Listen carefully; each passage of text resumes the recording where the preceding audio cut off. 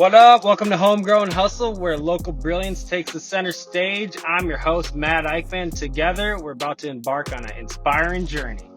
Our community thrives on the wisdom of insightful leaders that are right here in our backyard.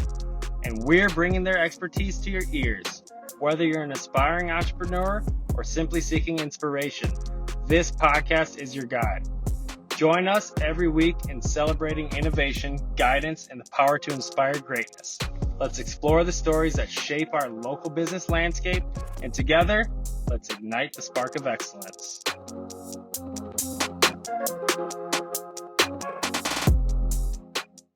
Welcome to the Homegrown Hustle. I'm Matt Eichmann here with Cody Essig, the CEO of Waterfront Solutions and partner in Storage Near Me, which is a massive indoor storage facility that you just put together within the last few months, right? Yeah, we broke ground. I think we broke ground in mid-June 2023.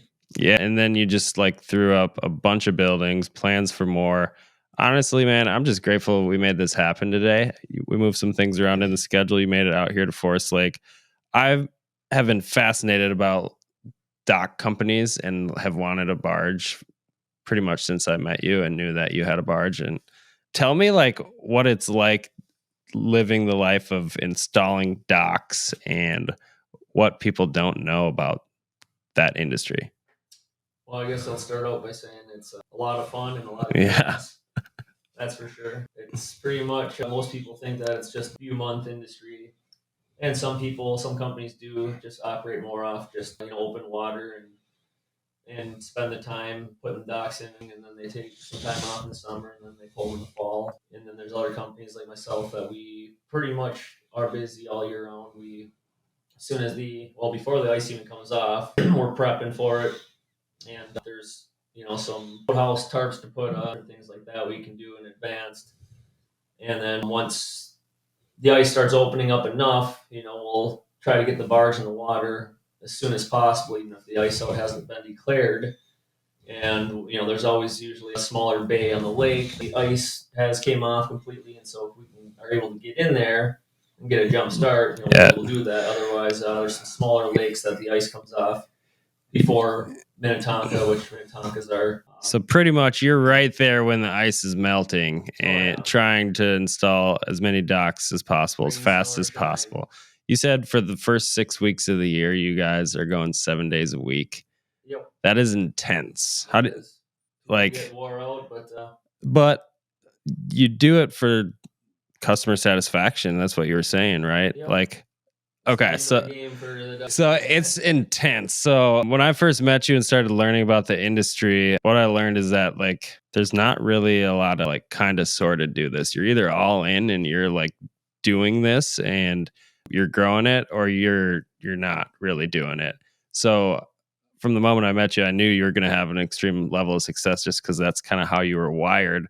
But take me back to that moment where you're yeah, I'm going to get a barge and I'm going to do this. Yeah, basically I worked for a dock company for, I think it was about 10 years. Oh, really? It started out as just weekend work, some evenings, that kind of stuff, just for some extra money. And then I, enjoyed it. And so I started working more full time through the spring and fall, but they didn't do a whole lot during the summertime. And so I would do that spring and fall and landscaping for my dad's business in the summer, snowfall in the winter. And then I just got kind of tired of all the juggling around and a couple different jobs and all that stuff. Yeah. And so the marine industry fascinated me, and I decided that I wanted to make the leap, and so I did. And once I got started, I just kind of couldn't calm down. And you were foot on the gas, buddy. That's what I saw. And you've grown your company really fast. So the list of services that you have, what I think is really interesting about this industry is it's such a segmented customer base, because there's only 100 some miles of shoreline on Lake Minnetonka and a little more on the surrounding lakes, right? Something like that. I can't remember right offhand, but I mean, it is a very small, it's a big industry. I mean, we're 10,000 lakes, but it still is a very small. I mean, it's not like a landscape company where you can advertise. You're advertising, you are working for a very specific group of people. It kind of limits a whole lot on, the amount of time you have to do everybody wants as much summer as possible, and so you're pretty much just very limited who your customers are and the timing that you get everybody installed and how you service everything. And well, the other thing that I found is like you've also offer like additional services to the same customer segment. So like selling docks, selling lifts, and all the bells and whistles that can come with that potentially. Like that cross sell opportunity, I think is amazing. And I've seen you do that with success with a few different areas. Like, is that something you wait for the customer to like bring up and notice as like, hey, can you do this, Cody? Or are you looking for that as you're going about your day and seeing what else is happening on the lake? Just constantly looking around and noticing issues that people have. There are times where a customer have asked if we can do certain things, and most of the time we'll either find another company, a reputable company, to take care of that. A lot of it is just like we also offer aquatic weed removal. Well, I actually started doing that before I started my business.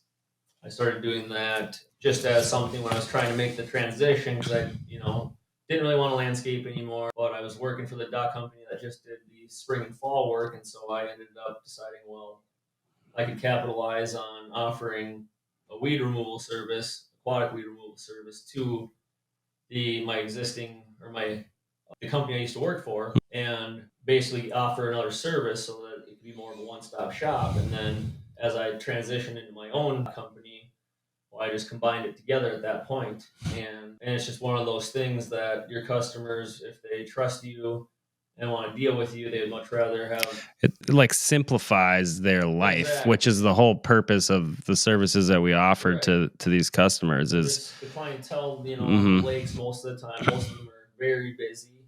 They're business owners. They have a lot of irons in the fire, and so they're extremely busy. And so if they can find one company that can install their dock, sell them new dock and lifts when they need it, do their barge work, the whole service of it all, aquatic weed removal, that's kind of what I was going for. Yeah. A one-stop shop for them.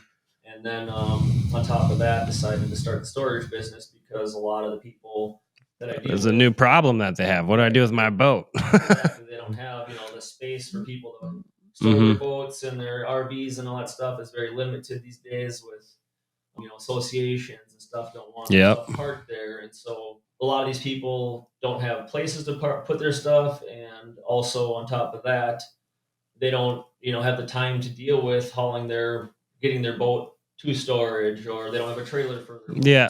So I think this is a great opportunity. It sounds like you see, like, as you've learned your customers, you get to like see the problems that they run into with this like recreational marine. And when you see the problem now, if you can bridge the gap and solve that problem for them, you give them a bunch of time back and build a bunch of value. Is that pretty much? So problems really aren't problems; they're opportunities if you look at it within the right lens, and then you can recruit the right resources. Exactly, it works out well for me because I can, do several services or sales for each customer instead of, passing it on to somebody else. And then now I'm making my customers' life that much easier because they're only dealing with one company for billing, with the trust of one company, communication. They get to know you, and they just would like to have one person kind of do it all. I mean, I'm not going to go and, I'm not a jack of all trades, but if it ties into the marine industry to what we focus on, then it's, I think, a great opportunity for myself and for the customers. So I'm thinking about like the business that you're running, like there's a high level of logistical like ability that you have to have, because I can barely even like drive around the lake sometimes. Like I'm sure like every bay and like all the different ways to get there. I just know there's a lot. And so like you have that part of your business where you're running a logistical business, which efficiency and effectiveness in like the travel is so important for you. But then you also have like this high like sales opportunity. Like how are you juggling both of those things? Because they're kind of opposing personalities, really. Mm-hmm. Like logistical is very like want to make sure it works, but like I'm trying to understand like how the business really works, I guess. Like a customer calls in, if you're booked out 6 weeks, how do you handle that from a communication standpoint and still have a happy customer? It's very difficult. Like that's a nightmare for me because they want it like Right. now Everybody sometimes, wants right? something, especially in the marine industry, because summer is only so long, and their boat or their dock for a short period of time. Yeah.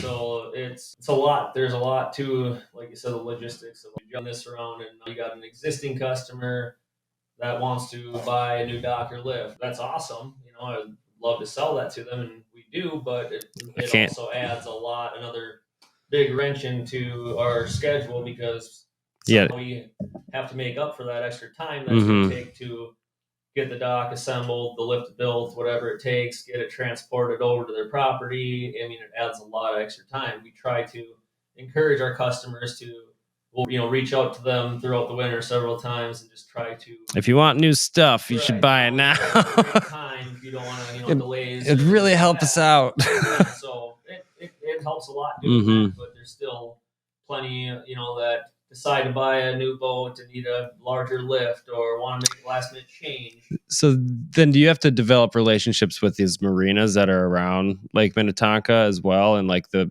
people that are storing boats and like bringing them on and off? Like, is it like, it's obviously very competitive because there's such a limited number of homeowners to service, but is it like polite? Like, are there quality relationships there? Or is it kind of intense? It goes both ways. I mean, Yeah. my theory is you're always better off to make friends with your competition and not enemies. It makes everything. Yeah. It makes the world go way smoother. And so I always try to make friends and work together on things. When they need it, they help me out when I need it. It's a lot better that way, but there are definitely competitors of mine that it doesn't work that way, and it can be a lot more of a difficult situation, which doesn't do anybody any favors because now, you're battling each other, you're wasting energy, doing that kind of stuff. Probably doesn't look good to the customer either, because like the lake's big, but it's not that big. Like there's only so many. It's a very, very small world out there. Everybody knows everything about everybody, and the word travels fast.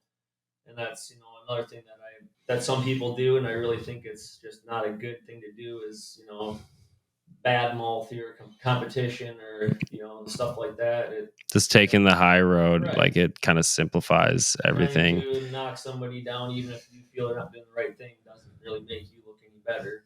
No, if a company isn't doing what they should, the customer obviously knows, but trying to badmouth them about it isn't making you look any better. Yeah, it's just wasting time, and like you could be out there like selling more customers, taking care of a customer instead you're thinking about somebody that. In this industry, it's crucial. I mean, I think it isn't, but with our industry, I mean, say one of our barges goes down, and I mean every minute matters during the fall. And if that goes down, and say it goes down for a day or 5 days or something, that's a big problem. And having companies that you work closely with that'll bail you out and same thing if when their stuff goes down or they're a guy short or something happens, you're there for them. It is a very crucial thing in an industry like this to have that kind of allies like that. And having support like that, like we were talking off the air, like the lake, there's like so much commerce and so much business that takes place around it, and it feeds so many people, and so many people love it. So like in that type of like that giving energy that we get from the lake, just having that supportive attitude and really like helping people take care of themselves, it's kind of the Minnesota nice thing that we should be doing, right? I agree. So in your business right now, you're like 10 years in, right? Not quite. What do you know now that you wish you knew back in that first 12 months of starting your business? Well, I guess what I wish that I knew now knew then would be a very important thing. I mean, I wish organization is a very, very crucial thing to have, and it's something that I'm not naturally great at organizing. I'm more of let's get this done. Yeah. Things Well, moving, let's make it customers happen. happy, Yeah. and if we make a pile of a mess, behind the scenes, we'll sort it out later. Mm-hmm. And once you get into that rhythm, it's very hard to get back out of it. It's very hard to once you get piled up and you're disorganized or you're just moving too fast and you get behind on invoicing or estimates or just organizing in general your tools and equipment. It seems like a great idea to just get out there and get as much done as Go possible, sell more. but you're actually sacrificing a lot as well, because Yeah. now your efficiency has gone down so much in other ways that you're not now responding as quick to customers' emails. You're missing out on a lot of sales. There's more to the business than just doing the service. Right. There's a lot more to it. So what did you have to learn? What are some of the things you had to learn along the way to like solve that problem? Was it just like having to fail and like understand like, hey, this is too painful, I don't want to do this again? Or did you work with a coach, or like how did you basically kind of evolve? I kind of just winged right through everything. I just let her buck and let's make it happen. Had to lick my wounds as I went through it all. And I think there's something about that though, dude. Like the amount of overthought and analysis that I see some business owners put into their business, like they're smart and they're intelligent, but they spend so much time thinking, and then because all the time spent thinking, there's not as much time spent doing. Right. And really when the rubber meets the road or the barge hits the water, like you got to be able to go and problem solve while you're out there, because something's going to go wrong and you're not going to be able to know perfectly. Yep. There's going to be no problems here, because like, that's just not life. It's not the world. Perfect combination is, I totally agree. There's a lot of companies out there that they overanalyze things, spend so much time trying to do everything the strategic way, and they're wasting a lot of energy that they could be concentrating on getting things done and expanding and stuff. But at the same point, like I didn't analyze things at all. I made sure I did things right, but I just went at it, and I think it was great. But I think to have a combination of the two would be the perfect scenario to building a business. Yeah, like having the structure plus that like having attitude, systems in place from day one, rather than just going out there and throwing mud at the wall and seeing what sticks. Have organized systems in place, whether it's just files, whether it's just having stuff in your receipts, your paperwork, your clientele.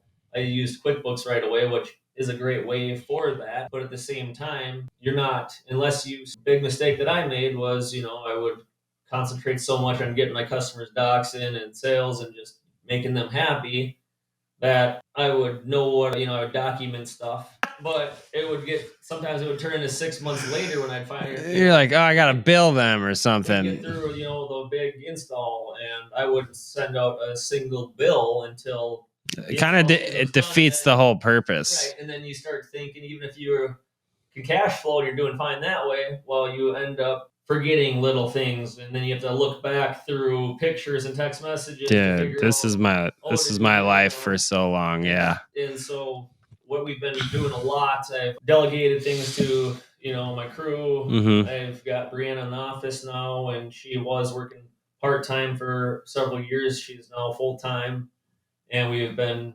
spending the winter. When I say that, it's not just 6-month industry for us. It's a 12 month. We're trying to put more systems into place. We 2 years ago started trying out different CRMs to make things a lot easier for the crew. That's crazy. Like I understand a CRM for what we do, like pest control. There's an address for that, but like navigating just an open body of water and having a CRM for that customer segment, like, is that a thing? Has somebody done that? It's not a thing. No, there's not really. Dude, that's a massive opportunity for anybody out there that could figure that out. But no, there isn't. There are things, and that's kind of like, part of the struggle is there isn't designed specifically for lake service providers, and so we've had to try several different CRMs out to figure To out, like customize it. right. And so we finally have found one that we're using now, and it's Oh my God. still not perfect, but it's made it a heck of a lot easier, and it is something that we can pay the company to customize things for us. And so now we have it set up where the guys can see their work orders on an iPad in the field, and everything. They have access to the customers' profiles, the pictures of the jobs, the notes. So so now more than the salesman or more than you can go out there and actually know what's going on. You can have communication within your team about what needs to happen. Absolutely. Without having to say in the office. I could be out on sites. I could be doing different stuff. And a huge part about it is Brianna in the office. Well, now rather than her having to try to collect paper work orders that people fill out. Oh God, that would be a nightmare. Trying to do that's kind of how we started with things, and a lot of bad things come with that. One is trying to just get all the work orders. Two, when you wait a week to get the work orders, at the end of the week for information that may not have been filled out properly or is missing something. Well, now it's a week later or more, and now for you to reach back out to your employee and say, I don't see this documented, and then now they're trying to think back to what took place there, and they're trying, they can't. This is this is fascinating to me. Like I never really thought about that. Like servicing like from the lakefront, like the nuance to that, because you can get to their address, but like it's gonna take you on a road. Like I don't feel like there's a boat option on Google Maps. No, so, and I mean, it's kind of just knowing the lake. You do have, we have GPS, and stuff like that, but it isn't something you can just type in and say, "Bring me here." Okay, you know where to go. Yeah. But the biggest thing with that is the buoys get pulled every spring or every fall. But I don't know what that means. The buoys, so they're navigation buoys on the lake. Oh. So that, because there's a lot, especially I'm in a town, there's a lot of structure. There's places all over the middle of the lake that can be 2-3 feet deep. And I mean, right in the middle and there's points that come out 100, 200 yards or more into the lake from shore. Oh my gosh, and so dude. in the fall, they pull all those, fairly early on. Once most of the boating's done, they pull them because they can't stay in with the ice in the winter. They'd get destroyed. And so usually, and then they don't start putting them in until X time after. So pretty much you have to now find employees who are going to drive your vessels that pretty much grew up on the lake. Otherwise, they're not going to know that stuff. Yeah, I mean, with or the is GPS, it? You can see the different structures. Oh man, the first barge for a long time, and we wrecked a few, and stuff like that. But yeah, now that's crucial is having a good GPS and that you can see the buoys, and even with that, it doesn't mark everything. But when there's nothing, there's no buoys for navigating on the water. You're using you gotta pay attention. You're using the force, man. That like you're just out there like right. Going through space. Oh, I'm glad you haven't like sunk. So I want to go back to like the just like winging it side of things. Have you always just been like a winging it guy where you just make it happen? Like what were you like before business? Like just getting after it? I've always just, I don't know, not been really afraid to do things. It's, I guess I'd say having confidence. I'm doing something. If I decide to start doing something that I've never done before, it's, my theory is I'll figure it out and I'll do it right. And it may not be the most efficient the first time, but the end result is it's done right. And I learned how to do it, and now I know how to do it. And so that's kind of like that internal swagger. You just know that you can make it. Yeah. Figuring stuff out. I enjoy, I guess I call it kind of like the engineer mindset of looking at a problem and figuring out how to resolve it. Or you look at something that you've never built before and figure out how to build it. And I think that's a great way to learn, because now you physically had to figure it out. Yeah. So now you really understand the product that you're working with, versus if you read directions, you might not be able to reference anything. Yeah. All you're doing is, okay, you put this here, you tighten this. Well, you're not actually really focusing on why are you putting that bolt there? Yeah. What does that even do? Interesting. What I guess I'd call winging it, or just, going at it and figuring it out, is, that's how I've done a lot of things in my life. and I think it's a great way of doing it as long as you are making So do you learn really quickly then? I mean, you kind of have to. I have a very similar personality to that, so I'm going to assume that you learn quickly. So when you engage in something that maybe you're not totally certain of, are you taking a stance of like a kind of a visionary where you see like what it could do? So you're like, I don't really know the steps between here and there, but like I want to go there. So I might clip a buoy or something like that, but Oh yeah, there's a lot of things that I've done, and I was pretty nervous about pulling the trigger on this, or can I do that?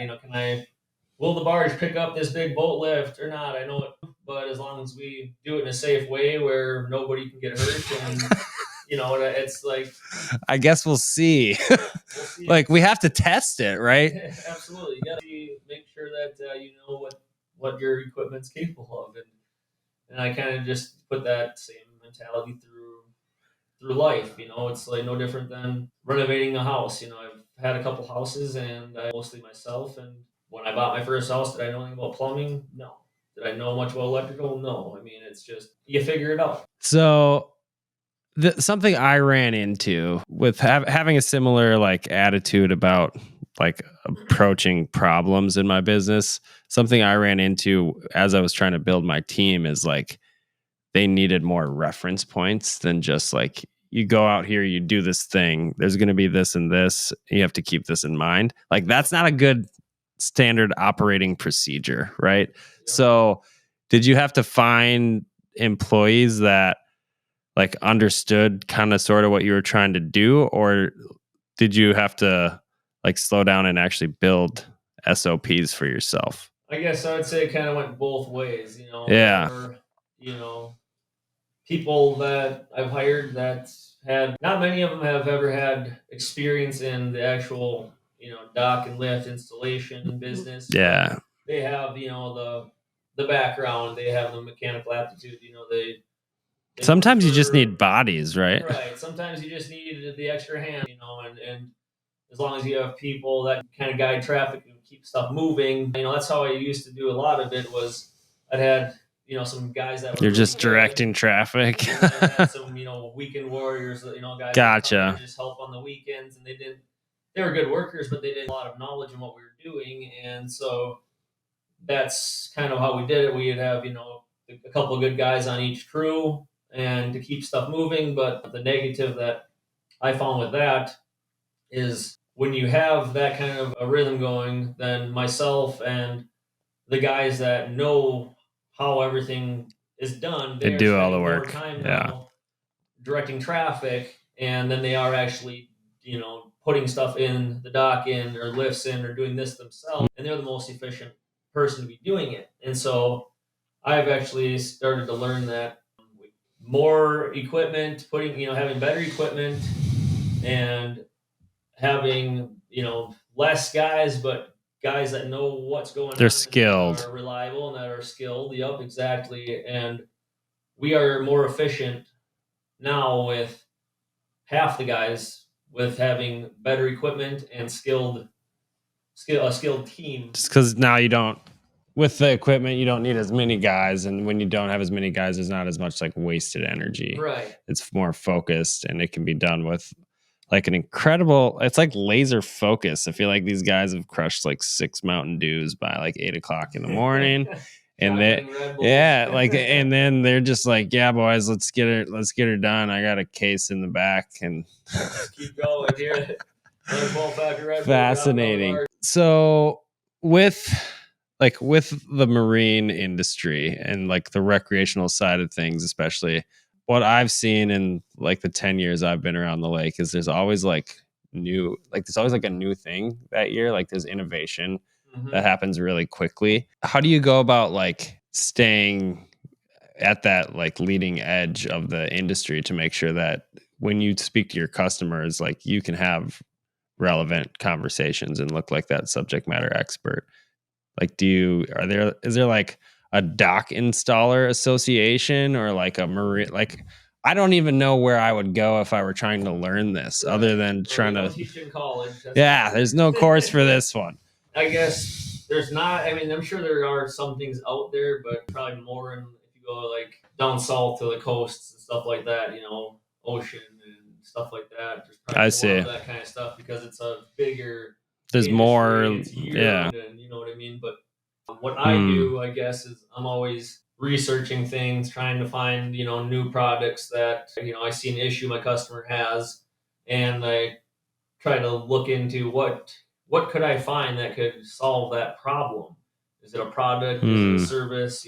What can I do for that problem? And then so I keep trying to figure that out. On top of that, like boat lifts, boats are getting bigger every year, and so I always research and spend a lot of time just trying to stay on top of new products for boat lifts or ones that if all of a sudden I realized I started out selling this brand lift. Well, the capacity only went up to 10,000 pounds, and now people are buying bigger boats, so we got to get demand for we're selling. So is there like a level of turnover where people aren't like, it's not like a house where people are like buying a house and they're like, that's the one they got for 20 years or whatever. Are they like leasing boats or buying and selling them every 5 to 7 years or something? Like what? Like that's a totally different part of the whole industry. And the boat sales really have a lot of effect on my business. If the boat sales are down, well, the lift sales are down. The more boats people buy during COVID and stuff, when people are buying boats like crazy, well, the sales and the dock sales also, somebody added another watercraft to their dock now, and so now they need another slip and boat house. They want to lift for that, and so there's a lot of. Dude, so where's the sale made? Like, I'm fascinated by this. Like, how does it, like, do you sell on the phone? Somebody calls in? Are you meeting them and like doing a walkthrough? Like, how do you? It all depends.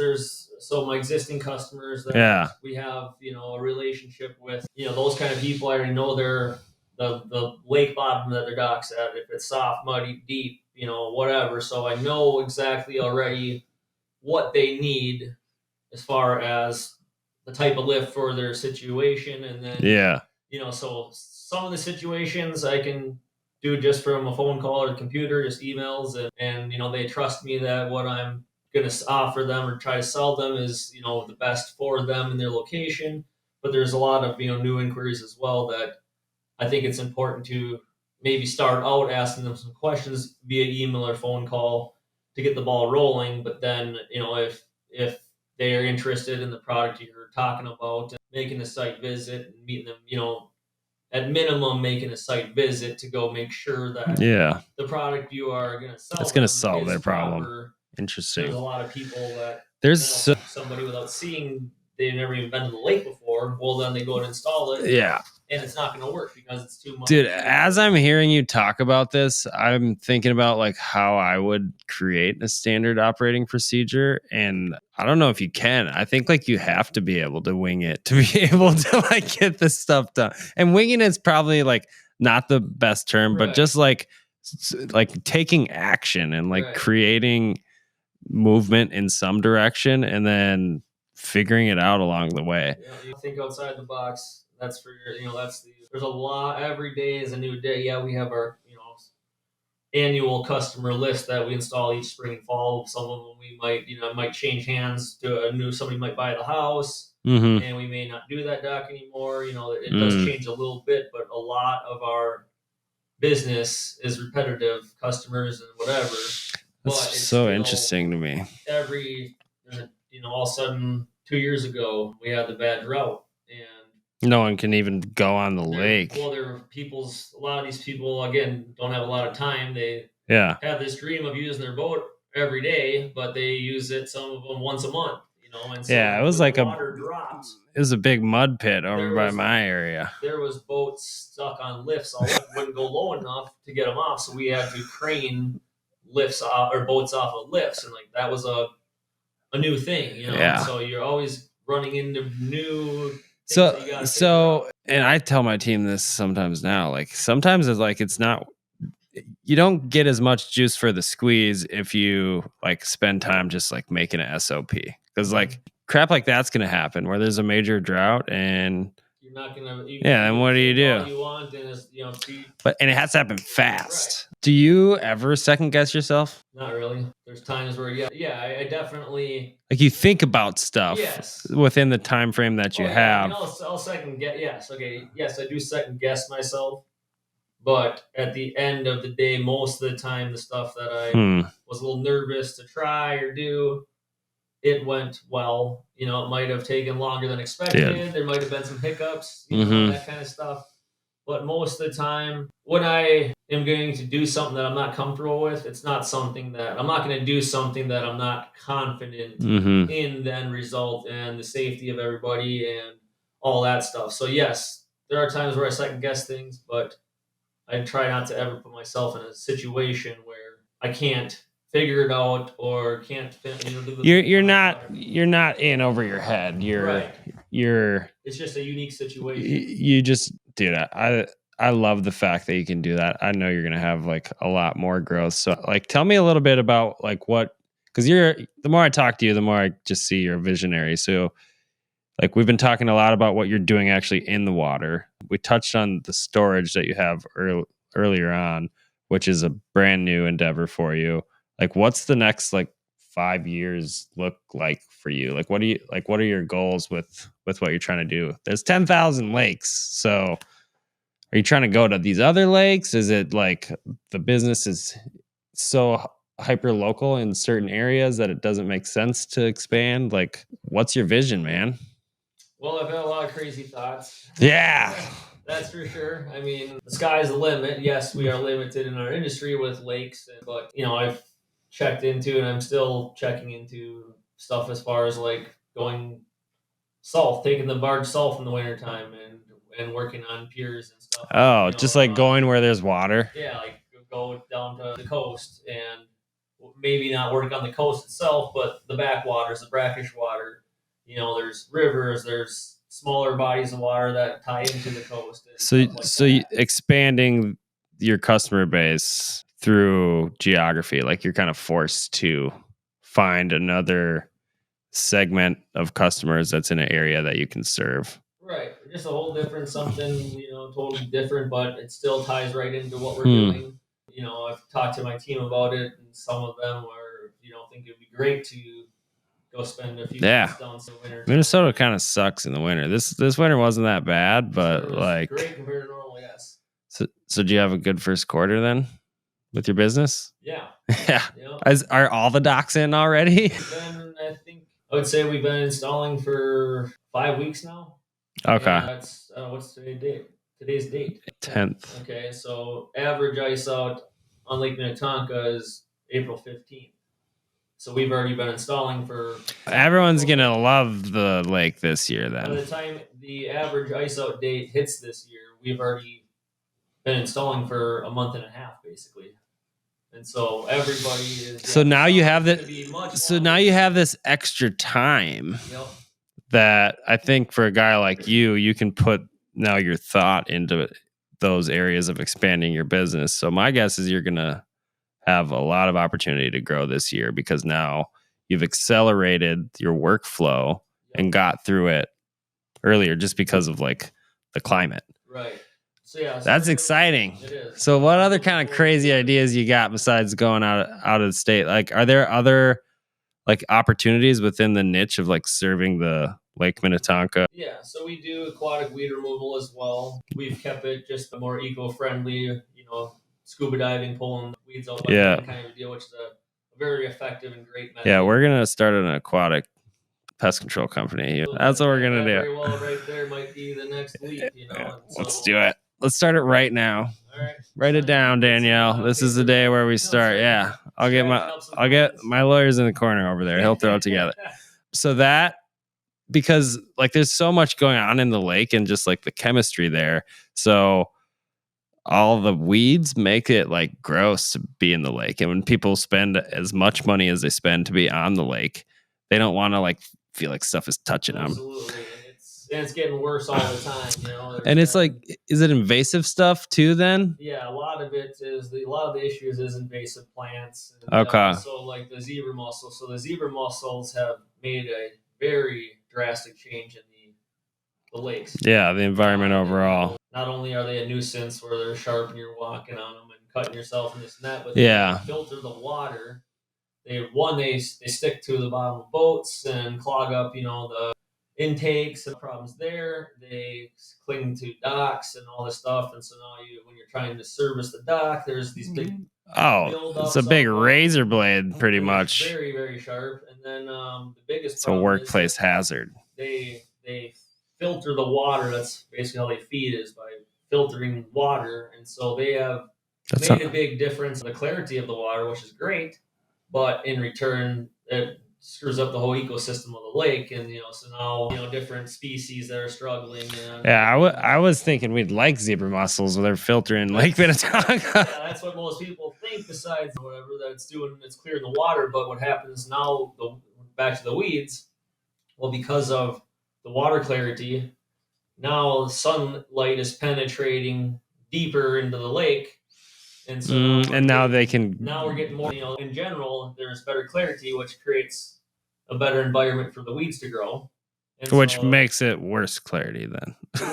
Yeah, the water itself. Yeah, clear, but you can't. That's brutal. And so now weeds are growing deeper and deeper, and into places where boats are chopping the weeds up a lot more. And so now there's all this additional organic material. It's just this big. Yep, and then the boats chop the stuff up, and now the stuff drifts into people's shorelines. So covering up their shorelines. How new are the zebra mussels to the equation here? Well, I can't remember when they actually. Because that sounds really bad.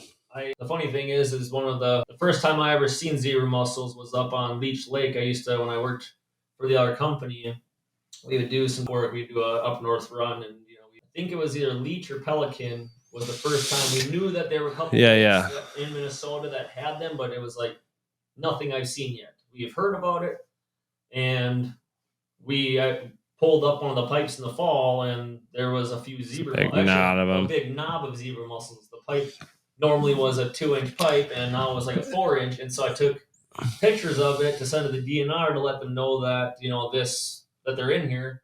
So you're the first ever to report zebra mussels. I don't think the first ever to report it.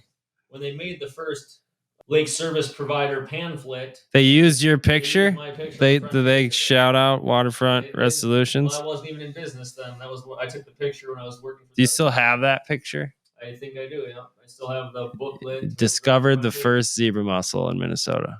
I'm just kidding. Just kidding. I'll take the credit. So like 10 years ago, a little longer than 10 years ago, they weren't in Lake Minnetonka at that point either. Then so a lot of the lakes locally here. Like I said, that when we found them up north, that was the first ones we seen. What a weird pest. And now that they've been it's getting to the point where they're pretty much everywhere now. Some lakes. Can we talk about the seagulls on these dock canopies? Is there like just one part of the dude? We got you covered on it. We came up with some stuff to solve the problem, but is it? I only drive on certain parts of the lake. You're like the lake whisperer over here. So are these birds like just in that one area that I drive on and they're defecating all over the canopy, or is there like more birds? I guess a way that you'll understand, are there rats in one spot? Well, all right. Nope, they are everywhere. Okay. There are certain touche, sir. There are certain areas that certain carps that they like better. There's if there's a habitat that's in a certain area, there might be more seagulls or ducks or whatever, not causing more of an issue. But yeah, they're a problem everywhere, and they're a big problem. Well, I mean, it's a health concern for you, honestly. I'm not going to get all scientific here. This is about you. I just want to make sure you're safe. We can get into that off air. So other than all the cool problem solving you have to do day in and day out, what else are you like really excited about in your business right now? Is there a new product or something that's going to be coming out on the lake, or is it all same old, same old? No, I mean, well, we're always constantly changing and trying to improve. And so, I mean, besides the storage, that's a new adventure that I'm excited about. Let's talk about that. So you got all these customers, you're putting their docks in, that you're not selling the boats, but obviously the boat's part of that equation. So that transition and juggling all that and your time management, like how did you go about making that decision? I know you met a partner, right?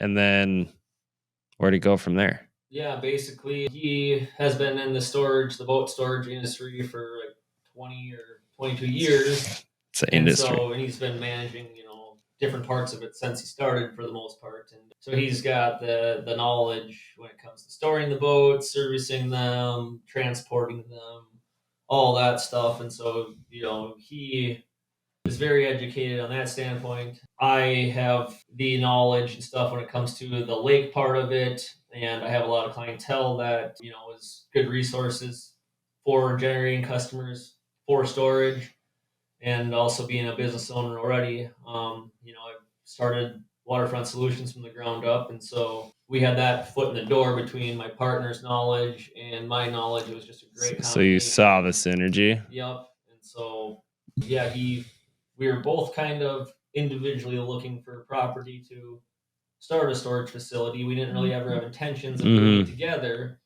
but just happened to work out where he found a property and it was large enough scale where Just it made it made happen. sense for us to combine together on it. Awesome. And Did it happen really fast? very fast. So Very fast. how many boats can you store in the facility that you have currently?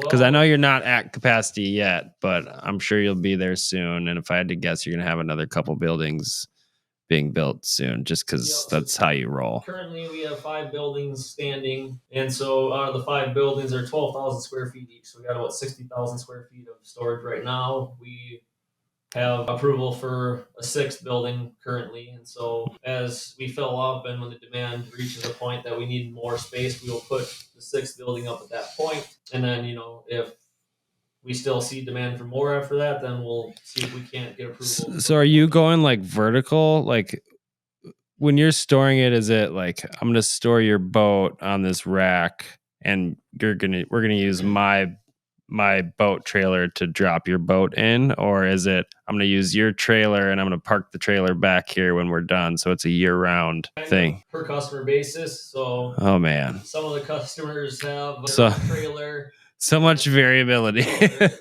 a lot. See, do you got a CRM for that one? There is see, CRM. that's a bonus. We have a couple different things that we are utilizing, and that makes a big difference. And that there is something in that industry, and so that's great. But some customers have their own trailer, and so and they would rather save the money and pull it to the storage facility themselves. Some don't own a trailer; they got a boat and not a trailer, like real life. So interesting. I grew up with like a fishing family, so like we're bouncing around all over the place. Honestly, never went to Lake Minnetonka, but there's certain people where they're like, I live here, I need a boat, but like all the rest of it is just they outsource the whole experience. Exactly. I mean, my goodness, it's a luxury thing to them, and so they don't want to turn the luxury into work, and so they buy the boat. They have the company that they bought the boat from deliver it to the lake originally, and then from there they'll have a storage company like ourselves. We have universal trailers that we can come to the lake and dude, you got so many tools. It's so pull cool. your boat on the universal trailer, and then we have methods of removing them, blocking them up, removing them off the trailer and putting them on blocks. And so we don't put them on racks. We back them basically in at a 90 against the back wall. Very strategically, they're this far apart. Yeah. And this far from the wall.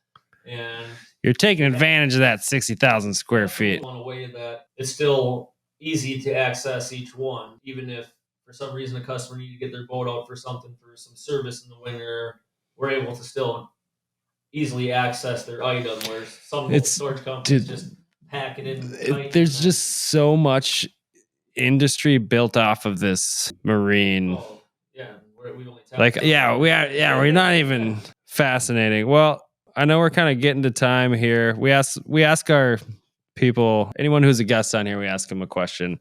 So, secret question you've been waiting the whole time. So, what's the word hustle mean to you in terms of business? I guess I would say the word hustle to me means to get out there, get yourself out there. I mean, when I started my business, I was knocking on doors. I had rollerblades on my feet, and I had to go rollerblade. Front door, back door. And I rollerblade around banging on doors, and some of my friends and family and employees and stuff would help me do that. And just getting out there, first and foremost is make sure that you're doing quality work and good customer service. Once you know that you have that into place, then get yourself out there. And that how Matt and I met here was I think it was in BNI, wasn't it? Oh yeah. I think that was the first time we met, and that was just one of those things that not a lot of business owners that start a business think of, these little things that can make a big difference. So getting out there and joining groups, for networking with other business owners. And